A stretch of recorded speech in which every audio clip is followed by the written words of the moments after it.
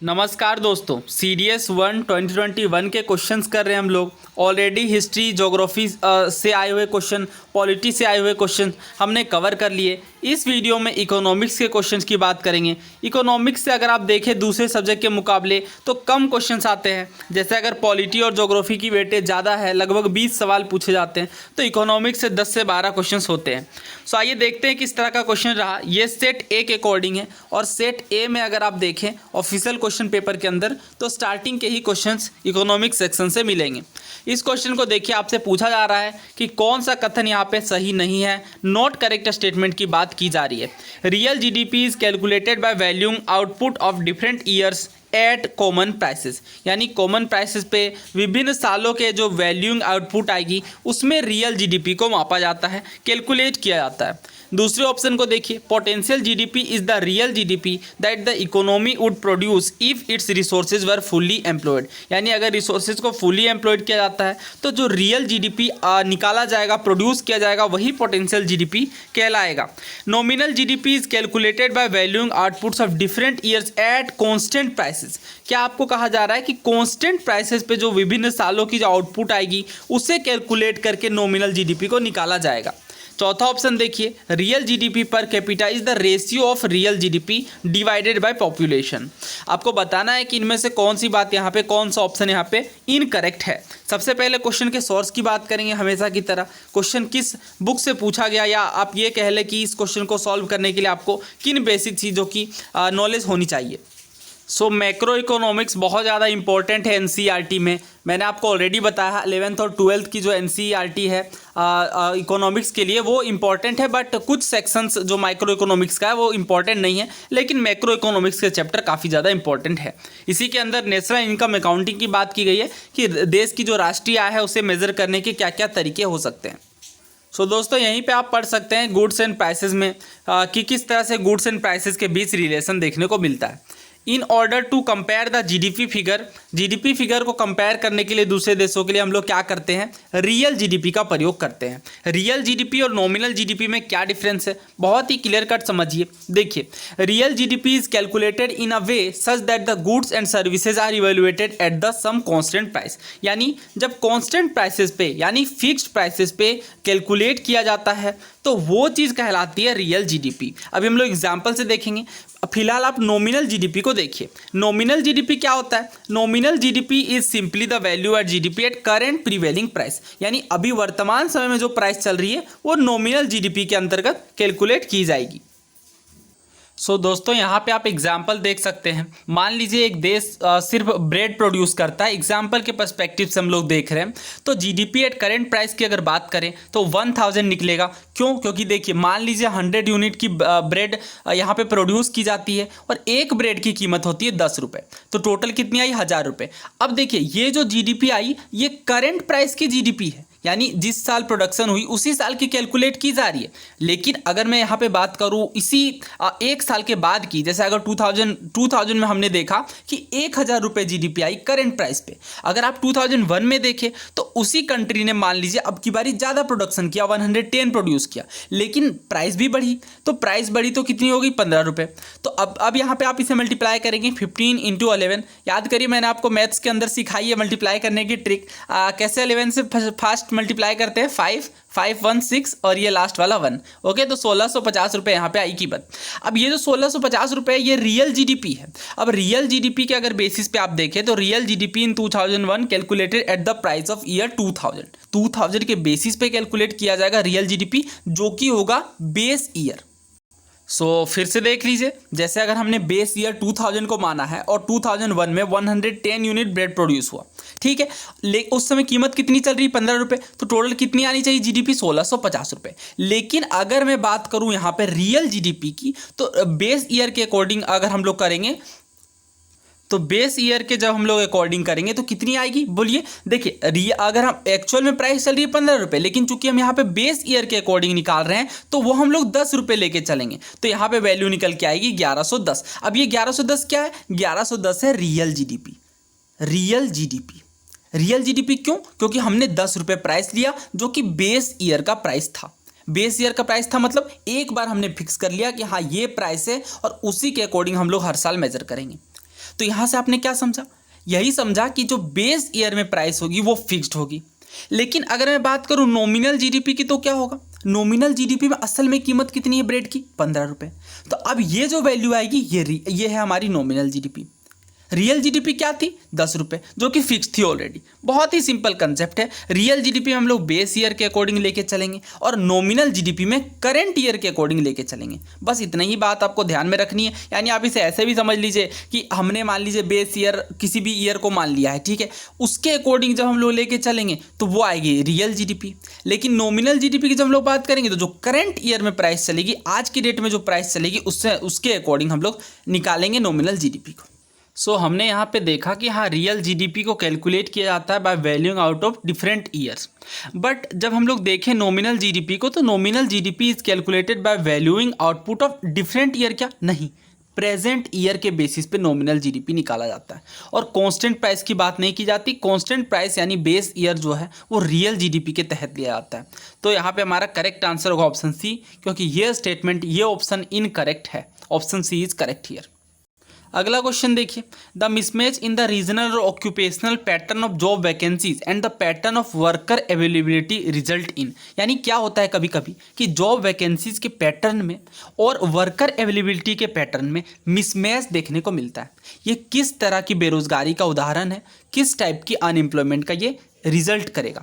तो अगर हम लोग यहाँ पे समझें तो कभी कभी क्या होता है कि स्किल की कमी देखने को मिलती है और स्किल की कमी के कारण जो बेरोजगारी बनती है वो कहलाती है स्ट्रक्चरल अनएम्प्लॉयमेंट। ऑप्शन ए यहाँ पे करेक्ट है। मिसमैच होगी ऑक्यूपेशनल पैटर्न में तो ये स्ट्रक्चरल अनएम्प्लॉयमेंट का एग्जाम्पल होगा। आइए क्विक रिकैप कर लेते हैं, सारे अनएम्प्लॉयमेंट को समझ लेते हैं। क्लास 9th की एनसीईआरटी में आप देख सकते हैं, वहाँ पे काफ़ी डिटेल में अनएम्प्लॉयमेंट पर बात की गई है। तो हालांकि एक जगह पे आप साथ के साथ देख लीजिए। देखिए डिस्गाइज्ड अनएम्प्लॉयमेंट में क्या होता है, डिस्गाइज्ड का मतलब होता है छिपी हुई, यानी छिपी हुई बेरोजगारी की बात ये करता है। देखने में लगेंगे आपको कि हाँ लोग एम्प्लॉयड हैं, बट असल में वो अनएम्प्लॉयमेंट है। एग्जाम्पल क्या है, एग्जाम्पल मान लीजिए एक खेत में 4 लोगों की ज़रूरत है, बट वहाँ पे 10 लोग काम कर रहे हैं। इसके यहाँ पे जो है बाकी के 6 लोग अनएम्प्लॉयमेंट है अगर आप एक वे में देखें तो, क्योंकि वो काम कर रहे हैं बट जो प्रोडक्टिविटी है वो उतनी ही आने वाली है, उसमें कोई खासा फर्क नहीं देखने को मिलेगा। तो इस तरह की जो अनएम्प्लॉयमेंट है, इस तरह की जो बेरोजगारी है वो डिस्गाइज्ड अनएम्प्लॉयमेंट कहलाती है, छिपी बेरोजगारी कहलाती है। इस तरह के अनएम्प्लॉयमेंट में मार्जिनल प्रोडक्टिविटी जो है, सीमांत उपयोगिता, वो 0 आएगी। हालांकि इसके पीछे मैथमेटिकल फॉर्मूला है, बट अभी मैं उस पर नहीं जाऊँगा। अभी सिर्फ आप ये ध्यान रख लीजिए कि मार्जिनल प्रोडक्टिविटी जो होगी वो 0 होगी डिस्गाइज्ड अनएम्प्लॉयमेंट के अंदर। सीजनल अनएम्प्लॉयमेंट नाम से ही समझ सकते हो, बरसात का दिन आया काम बंद हो गए गाँव के अंदर। बाकी गर्मी सीजन में ठंडी के दिन में काम मिल रहे हैं, बरसात के सीजन में काम नहीं मिल रहे। तो सीजन के बेसिस पे, सर्टेन सीजन पे जब काम बंद हो जाता है, अनएम्प्लॉयड लोग हो जाते हैं, तो वो सीजनल अनएम्प्लॉयमेंट कहलाता है। जैसे मान लीजिए खेतों की बुआई की गई, उसके बाद का जो टाइम पीरियड है उसमें अनएम्प्लॉयमेंट जनरली लोग देखने को मिलते हैं, ठीक है। या अगर आप ऐसे सोचे कि साल के कुछ महीनों में कुछ स्पेसिफिक काम नहीं मिल पाते तो वो भी सीजनल अनएम्प्लॉयमेंट होता है। स्ट्रक्चरल अनएम्प्लॉयमेंट क्या होता है समझिए। देखिए कैटेगरी देखने को मिलती है mismatch between the job available in the market and skill of available worker in the market. यानी मान लीजिए आपको कोडिंग करवानी है, ठीक है, कोडिंग के लिए अगर आपको लोग नहीं मिल रहे जो स्किल्ड है तो उस तरह की अनएम्प्लॉयमेंट स्ट्रक्चरल अनएम्प्लॉयमेंट कहलाएगी। या फिर अगर आपको कोई ऐसा काम आता है जो बहुत हाईली स्किल्ड है बट उसके लिए काम आपको उसके अप्रोप्रिएट काम नहीं मिल पा रहा तो वो स्ट्रक्चरल अनएम्प्लॉयमेंट का उदाहरण होगा। एग्जाम्पल आप देख सकते हैं, many people in India do not get job due to lack of requisite skill and due to poor educational level, ठीक है। यानी जो रिक्वायर्ड स्किल है, जितनी स्किल की रिक्वायरमेंट है उतनी नहीं मिल पाती तो वो कहलाती है स्ट्रक्चरल अनएम्प्लॉयमेंट। दोस्तों इस क्वेश्चन को करिए, कर्नाटक पीएससी 2020 में पूछा गया। The unemployment which is associated with the inadequacy of productivity capacity to create enough jobs for all those able and willing to do work refers to. तो सबसे पहली बात तो यही होती है अनएम्प्लॉयमेंट की, बेरोजगारी की, कि आप एबल भी हों काम करने के लिए और विलिंग भी हों। ध्यान रखिए मैं क्या बता रहा हूँ। एबल का मतलब ये है कि आप काम करने के योग्य भी हों, जिस काम को आप करना चाहते हैं, और आपकी इच्छा भी है और तब आपको काम नहीं मिल रहा तो ही वो अनएम्प्लॉयमेंट की श्रेणी में आएगा। ऐसा ना हो कि आप एबल ही ना हो और आपका मन भी ना हो काम करने का और आप काम ना कर रहे हो, तब वो अनएम्प्लॉयमेंट कहलाएगा। जैसे स्टूडेंट अनएम्प्लॉयड नहीं होते, क्योंकि स्टूडेंट की कैटेगरी है कि वो अनविलिंग है, ठीक है। बट जिस दिन वो विलिंग हो जाएंगे, काम करने को इच्छुक हो जाएंगे और जितनी भी रिक्वायर्ड स्किल अगर वो उन चीज़ों को प्राप्त कर लेंगे और उसके बाद अगर उन्हें मन मुताबिक काम ना मिल पाए, तो वह अनएम्प्लॉयमेंट कहलाएगा। तो उसी तरह से यहाँ पे अगर हम लोग देखें, the unemployment which is associated with the inadequacy of productive capacity, यानी जितनी कैपेसिटी की रिक्वायर्ड है, जितनी स्किल की ज़रूरत है, वो इनएडिक्वेट है, अपर्याप्त है, और उसके बाद वो बेरोजगार है। तो ये किस तरह की बेरोजगारी का उदाहरण है? तो ये स्ट्रक्चरल अनएम्प्लॉयमेंट का उदाहरण है, ठीक है। ये ढांचागत बेरोजगारी का उदाहरण है। करेक्ट आंसर यहाँ पे ऑप्शन सी या ऑप्शन 3 कह लें आप, होगा यहाँ पे करेक्ट।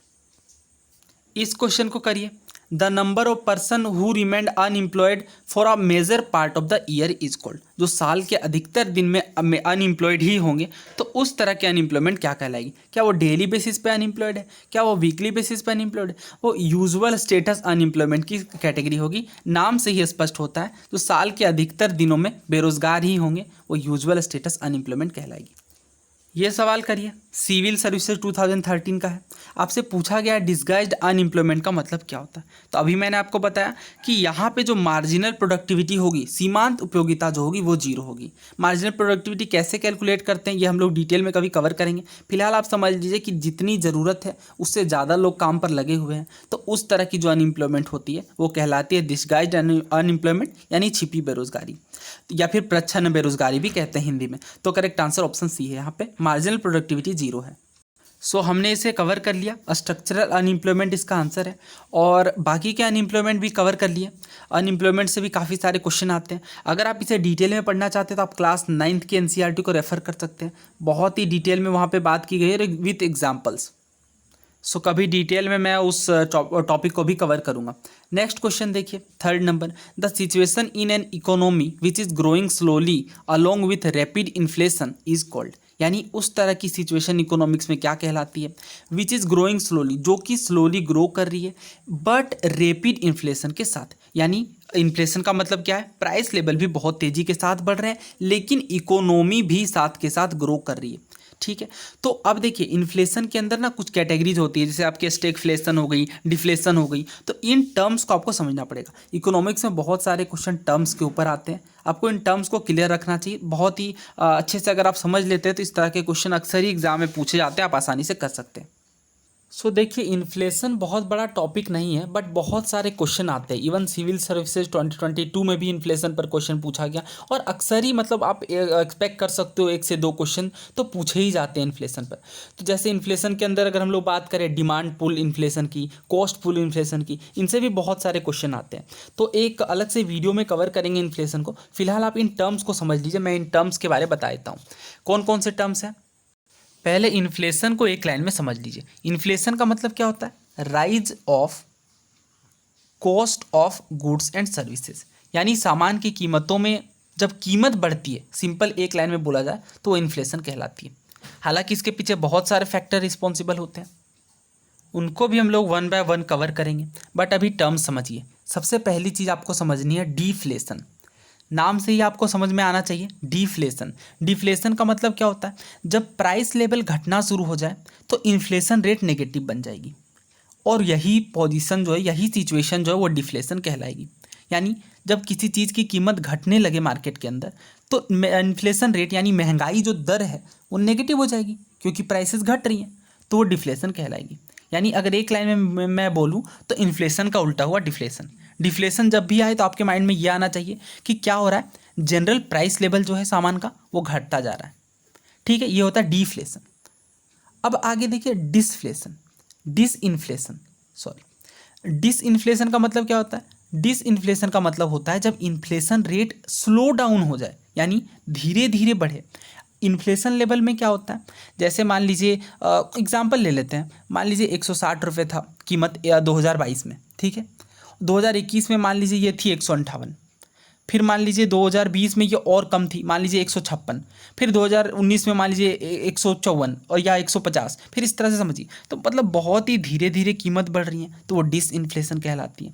जैसे आज के रेट में कोई चीज़ 5 रुपये, अगले साल 6 रुपये हुई, फिर 7 रुपये हुई, फिर 8 रुपये, तो ये बहुत ही स्लो है। और ये चीज़ आप ऐसे भी समझ सकते हैं कि ये चीज़ें मतलब आप 100% नहीं सोच सकते, किसी के लिए ये फास्ट ग्रोथ होगी, किसी के लिए स्लो ग्रोथ होगी, बट सिर्फ आपको ये समझना है कि डिसइन्फ्लेशन के अंदर क्या होगा, जो रेट होगी इन्फ्लेशन की वो धीरे धीरे बढ़ेगी।